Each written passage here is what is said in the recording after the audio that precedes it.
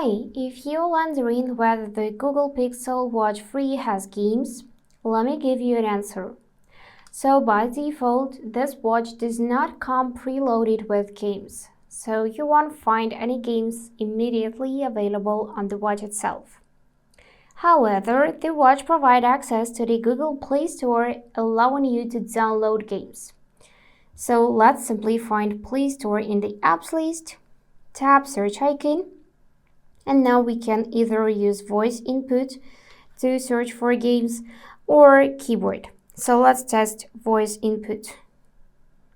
Games. And now just tap here to search for games. And yep, we got some results. For example, we can install this Cosmo Run. For that, tap on blue button to install the app.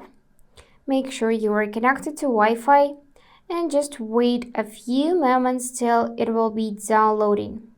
Here you can see this info downloading and megabytes.